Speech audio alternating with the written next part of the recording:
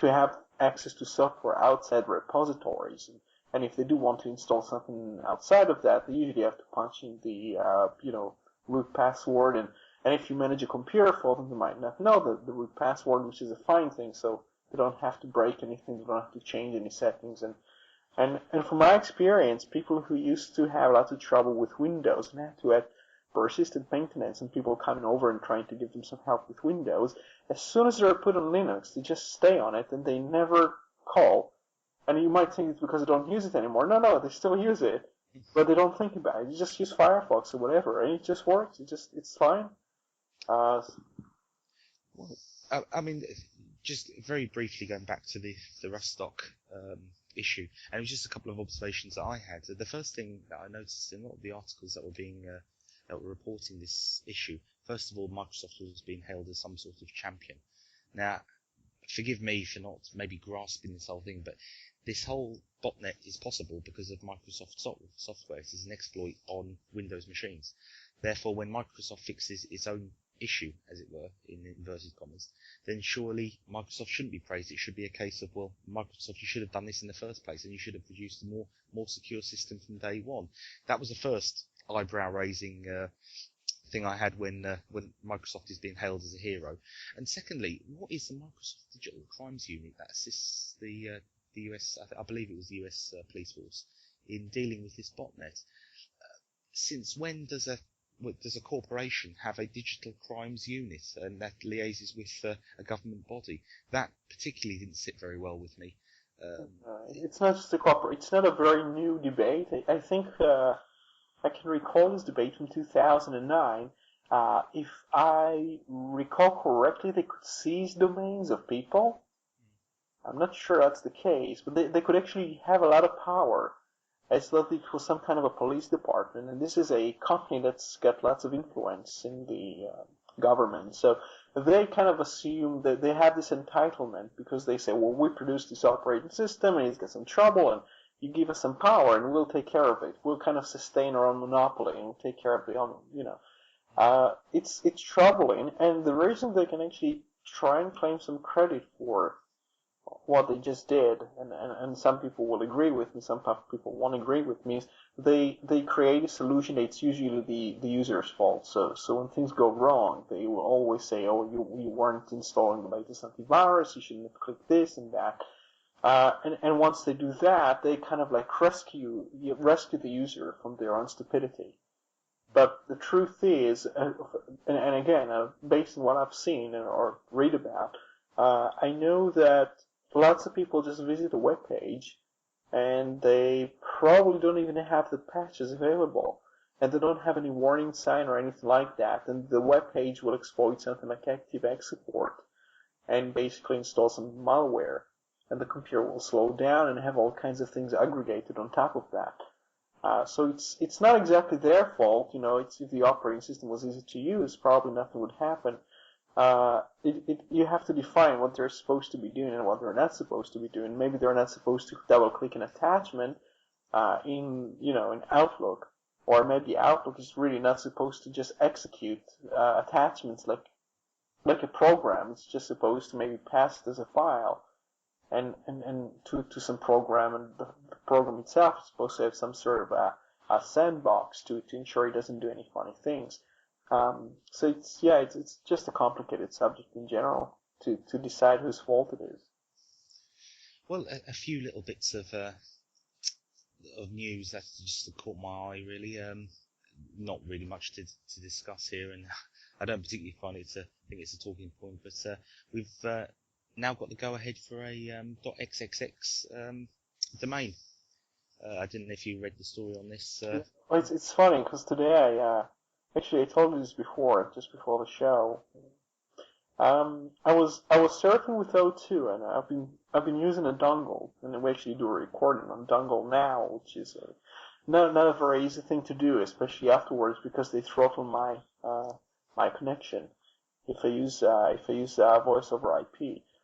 What actually happens with them is they try to help me out, in a sense that they try to block sites to protect me, so to speak. And the way they do that is they decide on certain sites this is probably a rogue site or whatever. I don't know how they decide. Maybe it's something like WebSense database or. And today I was going to a distribution of a BSD, and it was the official website, and I was blocked. And they said, well, you have to prove you're over 18. And I was obviously just trying to find a button. I'm over 18, and this is a proper site. This is a fine site. But the thing is, I couldn't even access the site. They completely blocked the site unless I give them a credit card number to prove I'm over 18. Now, I don't really know what's going on in O2, but if you try to advise people on what sites they should use, first of all, you should know that your database is reliable to begin with, and even so, you should give people the ability to access the sites they want to use. In this case, it's just a distro site. I couldn't access the site because O2 has decided for me I'm over 18, and I don't want to give them my credit card number because they're just going to, I don't know, it's just not very safe to give these things out unless you have a reason to. Well, on the mobile phone, I'm with T-Mobile. That's my contract, and I had a similar thing when I was surfing on the phone. It was an 18 warning. I can't remember what the site was now, and I think it might have been something like IMDb, which is just, for those who don't know, just a movie database site. But anyway, it came up with a prompt saying that it was 18 content, and to prove my age, I had to put my credit card number.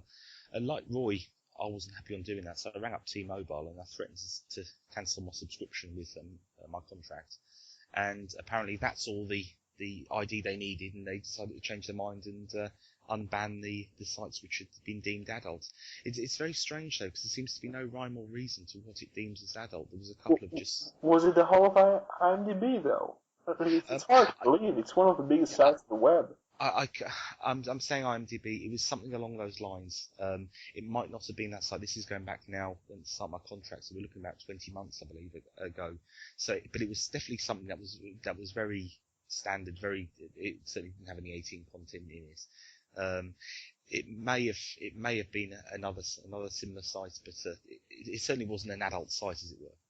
But for one reason or another, it was deemed as adult.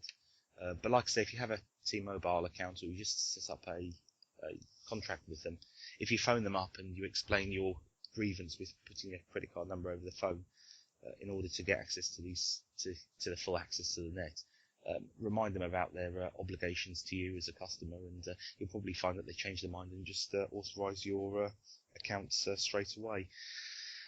Tip of the day, that. So sticking with the thing the point I just wanted to make about it was I shouldn't read the BBC website, because I always read it and then I get cross because it's a watered down, lukewarm version of what the story is, in my view. But they make a comment on here, which it says the supporters say the domain will make it easier to filter out inappropriate content in respect of the .xxx domain. I don't agree with that at all.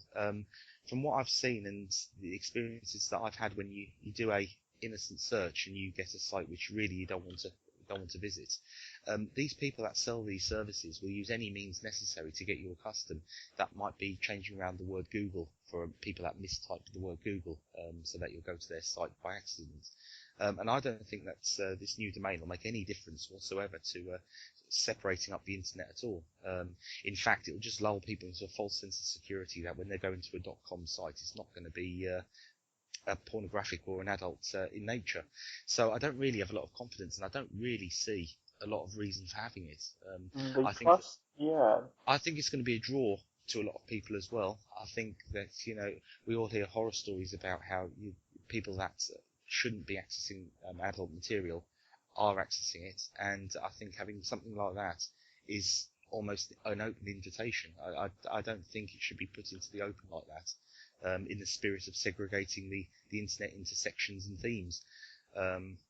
It's personally speaking, I think I don't think there's a place for adult content on there. I think my view is that adult content and that type of website has completely ruined the internet. It was very nice in the very early stages of the internet where sites were few and far between, but you know that if you had a family member sitting next to you, you would be going to a site that wouldn't display anything inappropriate and anything embarrassing. So yes, that was my view on that.